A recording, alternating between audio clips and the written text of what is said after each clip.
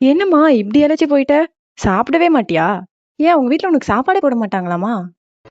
இல்ல எனக்கு புரியல. சப்பியா கொழு கொழுன்னு இருக்க ஒருத்தவங்க திடீர்னு இழைச்சிட்டாங்கன்னா, ஏம்மா இப்படி இழைச்ச? சாப்பிடுறதே இல்லையா? அப்படின்னு நீங்க கேட்கறதுல ஒரு நியாயம் இருக்கு. நான்லாம் எனக்கு நினைவு தெரிஞ்சதுலேருந்து நானும் என் 40 கிலோன்னு இருப்பேன். என்கிட்ட வந்து எப்படிம்மா இழைச்சிட்டேன்னு கேட்டா, நான் என்னையா சொல்லுவேன்? பொதுநலத்தை கேட்குறேன்னு ஏன் எங்க மனநலத்தை பாதிக்கிறீங்க? உங்களுக்கு ஜெனட்டிக்ஸ்னு ஒரு டைம் தெரியுமா தெரியாதுன்னு எனக்கு தெரியல.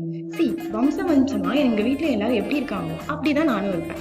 என் அப்பா எடுத்துக்கிட்டீங்கன்னா என்ன மாதிரி தான் இருப்பேன். அவங்களோட சிஸ்டர்ஸ் ஏன் இப்போ வரைக்கும் என்ன மாதிரி தான் இருக்காங்க. இப்படி இருக்கிற குடும்பத்துல நான் மட்டும் இப்படின்னு சாப்பிடாம இருக்கேனா? கிடையாது. 2 இயர்ஸ் லாக்டவுன் நான் சாப்பிடாத ஃப்ரூட்ஸே கிடையாது. நான் சாப்பிடாத நட்ஸே கிடையாது. எனக்கு ஏற மாட்டேங்குது. என்னை விட்டுருங்க. லாக்டவுன் ஸ்டார்ட்ல இருந்து ஒரு 2 இயர்ஸ் வரைக்கும் நான் அவ்வளோ பாதாம் சாப்பிட்டேன், அவ்வளோ ஜூஸ் குடிச்சேன். எனக்கு ஏறினது எவ்வளோ தெரியுமா? 37லேருந்து 40 தான். ஸோ 2 வருஷம் லாக்டவுன்ல எனக்கு ஏறினதே 3 கிலோ தான். இப்படி இருக்க என் உடம்ப திடீர்னு வந்து குண்டாகுமா? நீங்க சொன்னதுனால நான் சாப்பிட்டு குண்டாகுனா ஐயோ நான் உங்ககிட்ட வந்து இப்படிதான் கேட்பேன் அப்படின்னு நீங்க நினைச்சீங்கன்னா தாராளமா வந்து கேளுங்க. எனக்கு எந்த பிரச்சனையும் இல்லை. ஆனா வரும்போது வெறும் கையோட வராம எனக்காக 1 கிலோ முந்திரி பாதாம் வாங்கி வந்து கொடுத்தீங்கன்னா உங்க பொது நலத்தோட சாப்பிட்டு நானும் நல்லா இல்லைன்னா ஜஸ்ட் உங்க அட்ரஸ் மட்டும் கொடுத்துருக்கோங்க. ஏன்னா என் வீட்டுல எனக்கு சாப்பாடு போட மாட்டேங்கிறாங்க. நான் உங்க வீட்டுல வந்து தங்கிட்டேன்னா நீங்க எனக்கு சாப்பாடு சொல்லி உங்களை இரிட்டேட் பண்ற உங்க ஃப்ரெண்ட்ஸ் கமெண்ட் அட்டாக் பண்ணிட்டு உங்க வீட்டுக்கு வர கடன் போய் கேட்க